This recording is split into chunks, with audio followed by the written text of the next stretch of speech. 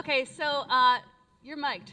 Okay, yeah, we are so grateful to have Todd Fink back in our house, and he's going to try and come once a month. So I think that's so good for our community. I know I'm reeling him in on something he didn't actually say yes to, but kind of. We spoke about it. He's going to be back in January at least. He is the founder of the Giving Tree Band and the Kind Mind podcast. And so you can go and listen to some of his longer talks there just by subscribing. It's free. And he and I are doing another thing called Howl in Harmony, which covers a conversation. It's a nighttime conversation about sex, shame, and sharing your truth. So another opportunity to come out and share some wisdom.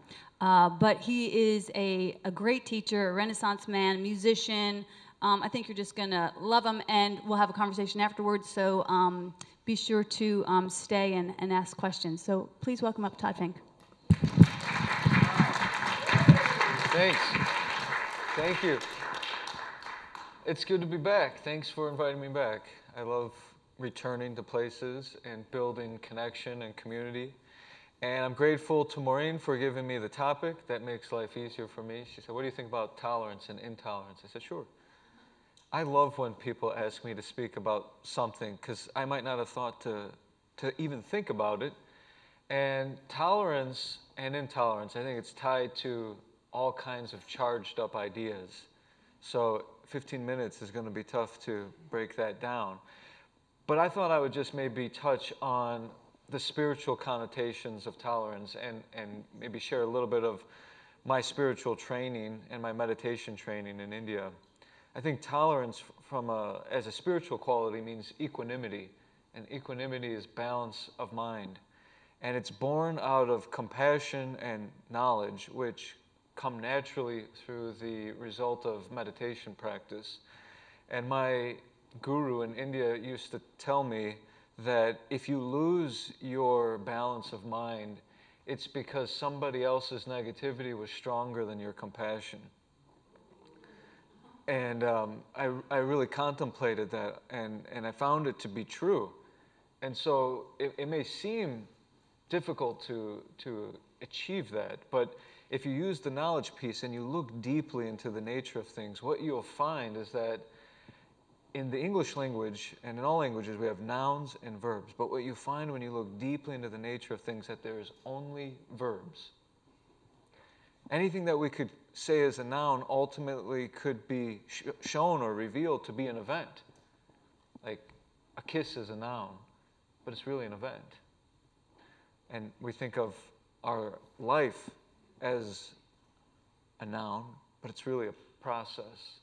And so when you see that everything is just processes, if I'm going like this, we say that's a wave, but it's really waving. When my cheeks are lifted, we call it a smile. But when they come back down, where did it go? The event has passed and given way to a new event, maybe a frown if that's my resting face. The point is that it's difficult to actually direct our negativity to a noun when they don't exist. So how does this translate to on the macro scale? Well, if you think of a case like, I remember there's this football player from the New England Patriots, Aaron Hernandez. He was convicted of double homicide, and he ended up committing suicide in prison. And he left a note saying, I'm really not right in the head. Please study my brain in the autopsy. And the scientists, the doctors, found the worst case of CTE, which is brain trauma, that they'd ever studied. And it turned out he had about 26 concussions from football before 19 years old. So when we say about the behavior of others, when we judge it as despicable and we think, what we mean by that is, I would never act like that. I would never treat somebody that way.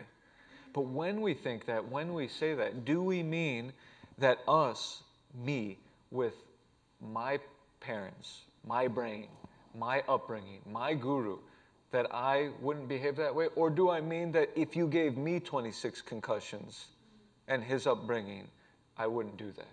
So I think that's something that we forget. And if you look deeply into the nature of things, your heart opens up, and we don't have to hold on to hatred and resentment. We can still work for peace, but you can do it with compassion. And I remember the meditation master Thich Nhat Hanh saying in an interview that compassion is a stronger energy than anger. Compassion is more sustainable. If you think about anger, it eventually burns us out. We get really frustrated, and there's a burst of energy, but then we're exhausted and we got to go crash. Compassion can allow you to work endlessly. If you think of like a mother with a young baby can stay up all night, right? But it might be hard to stay up all night for some other kind of work. Eventually we would get tired. But the love, the compassion, makes us do extraordinary things, allows us to do extraordinary things. I mean, there's a difference between like me trying to generate it in my work in hospitals and when I'm caring for a loved one. If there's enough love there, there's just no end to the amount of energy to serve. So compassion is a more powerful energy.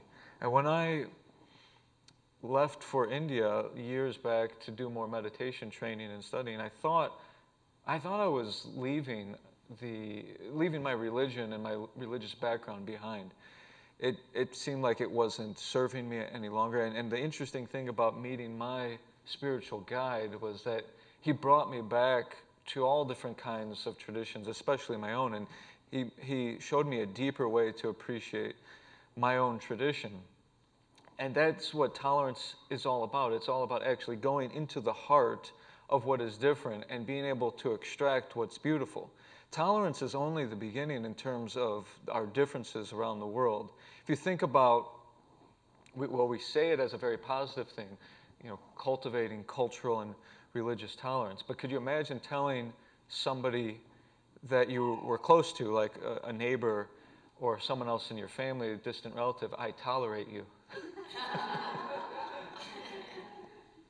That probably wouldn't go over so well. So we need more than just tolerance. We need respect and appreciation. And so this inspired me to start building peace conferences here and in other parts of the country. I've done almost 10, where I invite religious leaders from around the world to sit on a panel and not debate, just have a goodwill conversation about what is beautiful in the different traditions, so that we can not only be tolerant of each other, but actually find something to appreciate.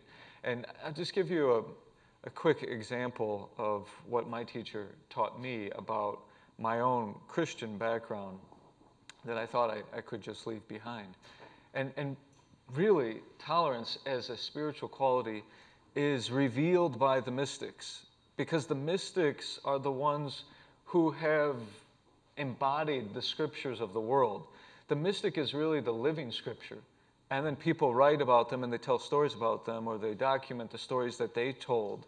And the problem happens when the followers just treat it as historical accounts.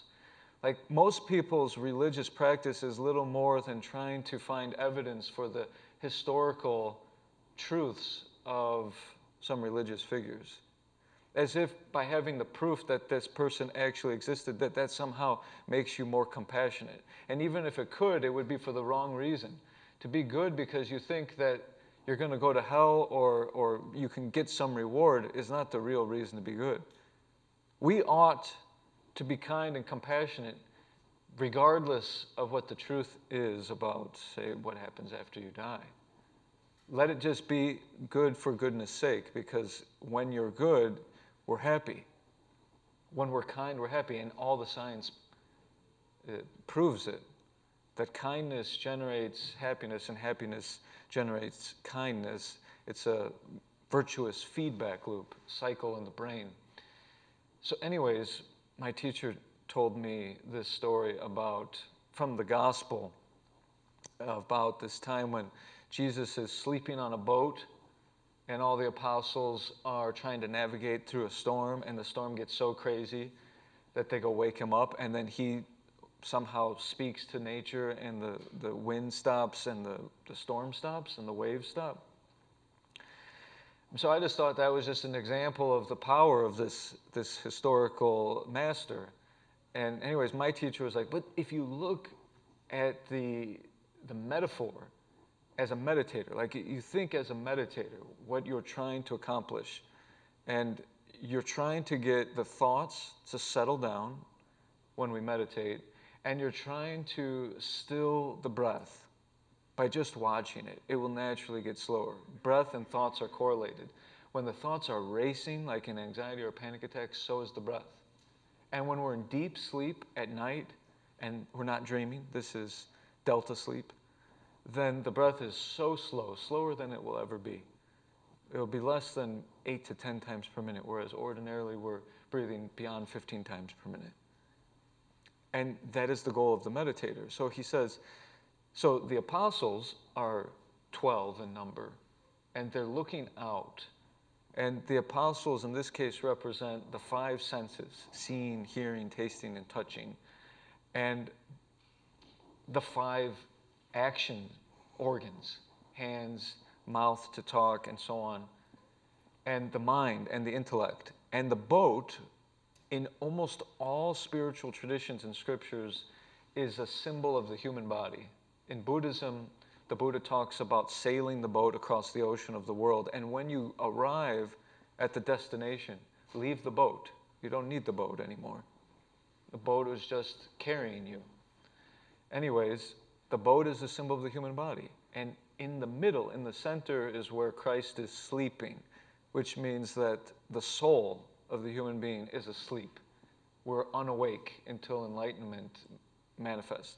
And when the world got so chaotic, the storm got so bad, finally all the extrovert senses and actions and the mind, which is always obsessed with what's going on outside, turns inward.